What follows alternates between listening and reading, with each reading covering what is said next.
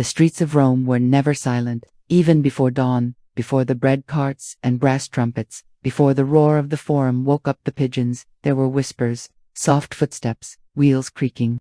Somewhere, a fountain splashed on marble, and you, just a boy, barely 14, stood outside the Domus Augustana, the imperial palace. Your hands were trembling, but only slightly. You had practiced not shaking. You had practiced silence, stillness, and smiling even when afraid. Your name, as far as the guards were concerned, didn't matter. The man who purchased you, a Greek-speaking merchant with sea salt in his beard and rings on each knucklehead filled in the form, male, fine features, unblemished, literate in Greek and enough Latin to bow properly. You were bought, not for labor, nor for war, but for presence, not for what you could lift, or carry, or count, but for how you looked when you lowered your eyes. The guard at the palace gate didn't ask for your name either. He glanced at the parchment, glanced at your face, and raised his chin. You followed him quietly through shaded gardens that smelled of figs, thyme, and iron, the scent of Rome in midsummer. Somewhere in the distance, a peacock cried out like a child pretending to be wounded, past the statues, past fountains carved like sea gods, past marble halls so wide they echoed even your breath. And then, a door polished, small, and red-lacquered. The woman who opened it was draped in something pale blue and impossible. She looked at you, not unkindly, then nodded once. "Let's see what we've paid for," she murmured. You were stripped, bathed in oils, rubbed with paste that smelled of mint and sand. Your hair was combed, your hands were checked, a slave from Crete cleaned your ears with an ivory hook while humming a song you didn't know. They dressed you in linen softer than your own skin. You were told not to speak unless asked, not to laugh unless cued, and never to look directly at the emperor unless invited to. You didn't know yet what invited truly meant. That first night, you were shown your sleeping quarters. It wasn't a cell, but it wasn't yours either. The walls were painted with lilies. The bed was feathered. There was a candle that smelled faintly of honey. But the windows didn't open. Not fully. And when the door closed, it made no sound at all. You lay down carefully, trying not to wrinkle the sheets. The silence was heavier than chains. In the distance, you could hear someone playing a reed flute. You wondered if your mother still thought of you, and you wondered what, exactly, your beauty had bought you. The next morning, the sun didn't wake you, the bell did. It was not loud, not sharp, just a single chime, like the sound a wineglass might make when tapped by a finger wrapped in silk. But in the palace, even soft things had command. You stood as you'd been taught, feet together, eyes down, hands folded, not clenched. Never clenched. 3 attendants came in. They didn't speak to you, only moved around you like breeze around a tree. They opened a carved wooden box and removed what looked like fruit, but wasn't. Bottles shaped like pears, vials as thin as reeds, each filled with something golden, musky, sweet, or bitter. Perfumes, imported from the East, extracted from flowers that bloomed once a year, from bark peeled in secret groves, from ambergris dragged out of a whale's belly. A drop behind each ear, another on the wrist, a final mist over the shoulders, which made you flinch, was cold. "You will never enter a room unnoticed," said one of them, finally.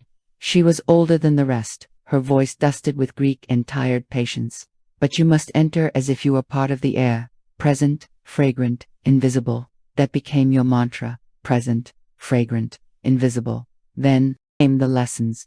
Not in writing or war, not even in music or manners, but in stillness. A man named Aelius taught you how to stand for an hour without shifting your weight, how to kneel without letting your toes cramp, how to lower your gaze not too fast, which showed fear, and not to slow, which looked insolent. "Your silence will be read like poetry," he said. "Every breath you take has meaning. Every glance is a sentence." You practiced walking on mosaic floors where a misplaced heel could crack a tile worth more than your village. You practiced sitting, not slouching, not leaning, spine-long neck like a swan.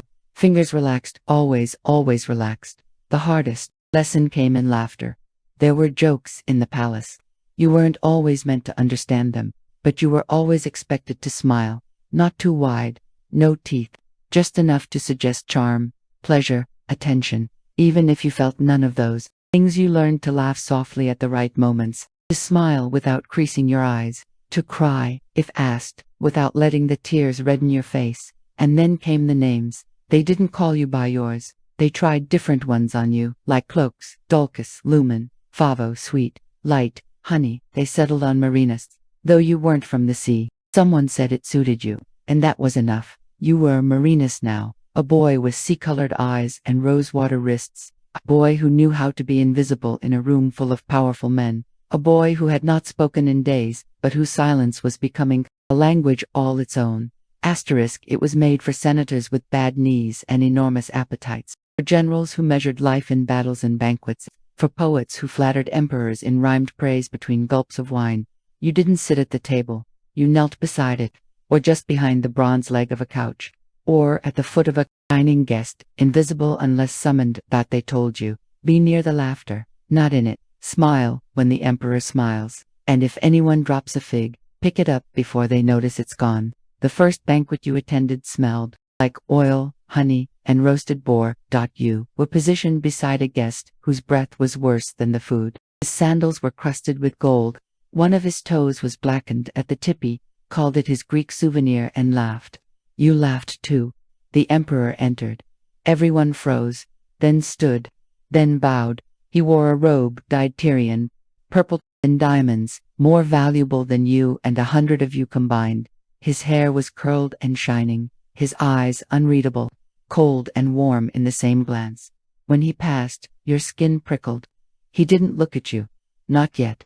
The meal began. Trays of stuffed dormice, honeyed lotus petals, flamingo tongues, nothing you'd seen before, nothing you'd ever eat. Your job was simple. Hold the wine jug, refill gently, smile, and know when to disappear. But tonight, you didn't disappear. Quickly enough, a senator tugged your sash and whispered, too loudly, "This one's too pretty for the cellars. The gods must be jealous." Laughter, not yours. You looked down, then up only to find the emperor watching, not with interest, not with affection, just observation. Measuring. He raised one finger, a subtle gesture, like swatting a thought from the air. You were moved, a different place at the table, closer to him, behind his couch, where you could hear every word he uttered and feel every vibration of his voice. He liked stories, especially ones about betrayal, or clever slaves, or foolish senators who drank too much wine and confessed too many sins.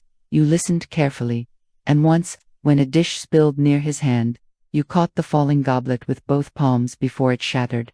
He didn't thank you. He also didn't ask for your replacement, which, in this palace, was its own kind of praise. That night, long after the banquet ended and the floors were scrubbed of peacock bones and spilled wine, you returned to your room. There was a new robe folded on the bed, finer than the last, with gold thread along the sleeves. You stared at it for a long time, and then, slowly, put it on. Because in Rome, your silence had weight, your beauty had power, and power, as you were beginning to learn, could be the most dangerous meal of all. Asterisk. At first, it was barely noticeable. A few longer glances in the mirror halls, a second helping of dates placed on your tray, a comment from an attendant. You've been moved to the inner wing, that's closer to the emperor's private garden. And then one morning, your old robe vanished and a new one appeared, not just finembrel, embroidered in threads so thin, it shimmered like morning mist. You wore it, of course. You were told to. You were summoned more frequently, no longer just for feasts or walks, but for quieter things, to sit while the emperor read, to stand beside his bath while scribes read scrolls aloud, to laugh gently at a jest, even when you weren't sure if it was meant to be one. He never called you Marinus. He called you Lumen, light, he once said, while staring into his wine. You're restful to look at, and Rome is so loud lately. You didn't know what to say, so you said nothing. That seemed to please him. Others noticed. Servants walked faster when you entered a room. Some bowed a little lower. Some turned their faces away. You weren't just one of many anymore. You were his now, and in the palace, his meant more than gold or gardens or glory. It meant danger. The whispers began. You heard them in corners, in the rustle of togas, in the clatter of water pitchers set down too loudly, that boys climbed high, too fast, too young. He'll fall. They always fall. The emperor gifted you a falcon. It didn't like you. It scratched your hand the first time you tried to feed it. You bled on your robe and were scolded for not hiding it faster. One evening, during a private dinner in the Domus Aurea, the emperor called for music. You were told to dance. You had never been taught to dance, but you did, slowly, carefully. You mimicked movements you'd seen in mosaics. The emperor chuckled, half amused, half dashboard. He clapped once. The music stopped. You're lovely, he said, but you move like a senator, too stiff, too careful. Laughter, not yours. You bowed slowly, swallowing the knot in your throat. You weren't his favorite because you were skilled. You were his favorite because you were still learning to pretend it didn't hurt. And favorites, everyone said, rarely stayed favorites for long, especially when the gladiator games approached, especially when the emperor's appetite turned toward things more muscular.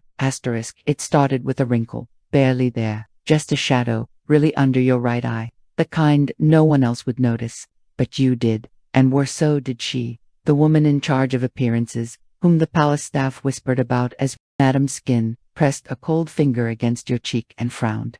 You're not sleeping well, she said. Unacceptable. The next day, you were given a new regimen. No more honey cakes at dinner, fewer figs, a bitter drink made from boiled olive leaves and vinegar to balance the humors, and the creams, white lead paste, to make your skin paler, cypress oil, to tighten it, a faint purple stain made from crushed murex shells, applied under the eyes to awaken your gaze. You sat for hours each day while a quiet Cappadocian boy dabbed and powdered and smoothed you into something statuesque. You smelled like roses and metal. Your lips were reddened with crushed berries, your lashes painted with soot. You're not a person, the boy once whispered. You're a reflection. You weren't allowed in the sun anymore. Too much color, too much risk. Shade was your new element. Cool, perfumed, still. Your body became a canvas. Your face, a project. Even your scent was chosen for you, something called Orpheus, breath floral. But heavy. The emperor never said anything about your appearance, but you noticed he looked longer when the lead paste was freshly applied.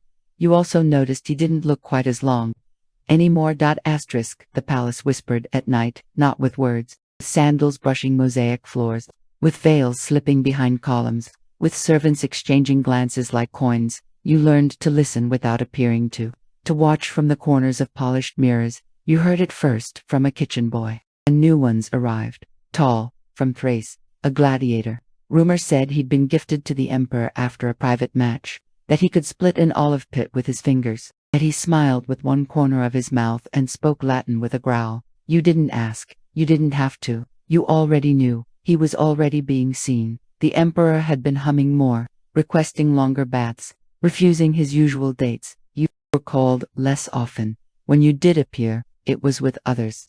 Never alone. One night, standing in a hall lined with velvet drapes, you passed the Thracian boy. He didn't speak, just nodded once. A polite enemy. He was handsome, strong in ways you were not. He had no perfume, no lead paste, no violet stains, and he looked directly at people, even the emperor. It was just a fig, placed in a silver bowl, on your tray, as always. But when you bit into it, something stiff touched your tongue, a scrap of parchment, folded tight, tucked inside the fruit. Leave before Saturnalia. The emperor forgets softly, but Rome forgets hard. There was no signature, no seal, just ink and urgency. You checked the hall. Empty. Was it a warning, a trap, a prank? You didn't sleep that night. The next day your room was moved. The robe with the golden sleeves was gone. Your name was erased from the schedule. You were no longer summoned. You stood by the fountain in the eastern garden and tried to cry, but lead paste cracked on your face when your skin moved, so you sat, still, silent, like they taught. You left before dawn. A servant's son you didn't know pressed a hood into your hands and said nothing. The gates opened for bread, deliveries. You walked out behind a cart full of wheat and oranges. Head down, hands empty. Rome didn't recognize you. Not without silk, not without scent. You wandered the streets like a ghost in sandals. The colors were too loud, the air too real. You weren't used to being unadorned.